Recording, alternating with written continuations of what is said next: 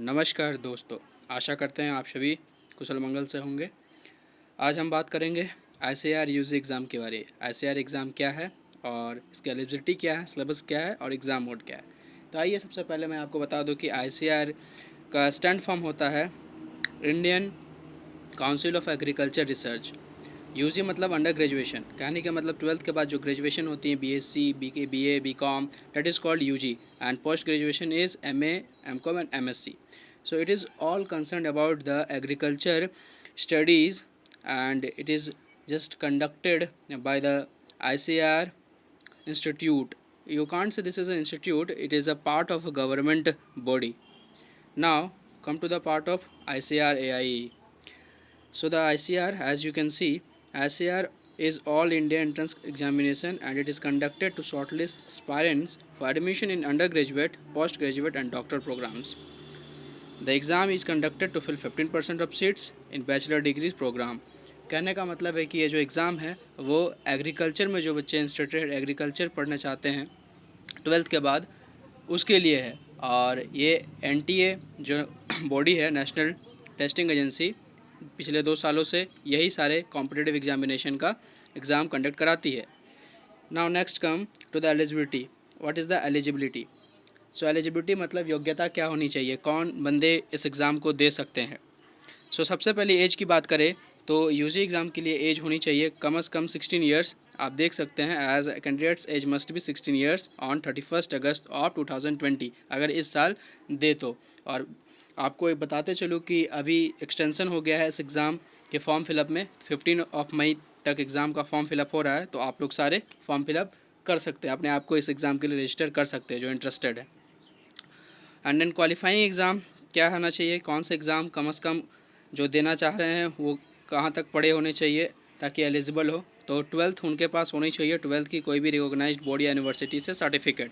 And जो respective subjects उसमें 50% marks होने चाहिए जनरल कैटेगरी के लिए जो अपर कास्ट में आते हैं, and then 40% ST SC and PC के लिए।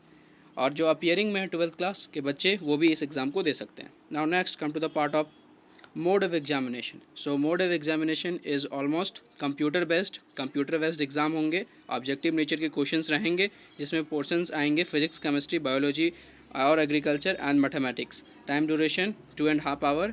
Now come to the number of question, how many questions will be asked.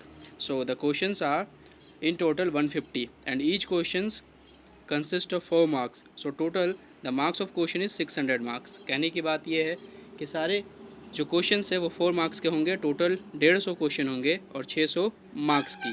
अगर आप रॉन्ग आंसर करते हैं तो नेगेटिव मार्किंग है, आपकी 1 मार्क्स डिडक्ट हो जाती है। नाउ आगे आइए, एप्लीकेशन फ़ी क्या है। एप्लीकेशन फ़ी बहुत ज़रूरी है जानना।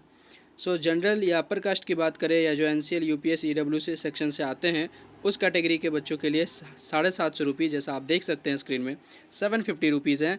एंड SC ST PWD या ट्रांसजेंडर के लिए 375 है। नाउ PG के लिए 1100 and 550। Now come to the part events. अभी इस एग्ज़ाम के 2020 में क्या इवेंट है, यानी कि ये ऑनलाइन रजिस्ट्रेशन 1 मार्च को शुरू हो गया था, लेकिन यहाँ पे जो लॉकडाउन हो चुका है कोरोना वायरस को देखते हुए इसको एक्सटेंड कर दिया गया 15 मई तक, 15 मई तक बढ़ा दिया गया। तो 15 मई तक आप इस एग्ज़ाम के लिए फॉर्म भर सकते हैं और अगर कोई करेक्शन करना है तो मई तक आप कर सकते हैं। एडमिट कार्ड जो है इसका मई के एंड तक आ जाएगा और एग्ज़ाम का जो अभी शेड्यूल डेट है वो है 1 जून। 1 जून को आपका एग्ज़ाम होगा या 2nd वीक ऑफ जुलाई में काउंसलिंग आपकी होगी और 15 जून की इसकी रिज़ल्ट आएंगी। Okay, now come to the part of syllabus. Syllabus क्या रहेंगे? सो सिलेबस बेसिकली आपके जो +2 में होते हैं 11th 12th में साइंस बैकग्राउंड के वही सिलेबस है। फिजिक्स में आप देख सकते हैं physical world, measurement, kinetics and laws, motions, work energy, power and like that. Chemistry में some basic concepts of chemistry, solid state solutions, structure, at of time, classification of elements, periodicity in property, bonding, molecular, जो कि आपने पढ़ा है जो 12th की portion है। उसी तरीके से बायोलॉजी में plant life, multicellularity, structure and function. Mathematics में आ जाइए तो sets and functions, algebra, coordinate geometry, calculus, factors and 3 dimensional geometry, linear programming, mathematical reasoning. So कुल मिला के बात करें तो जो 11th 12th की पोर्शन है साइंस की वही ऑलमोस्ट इसकी सिलेबस है।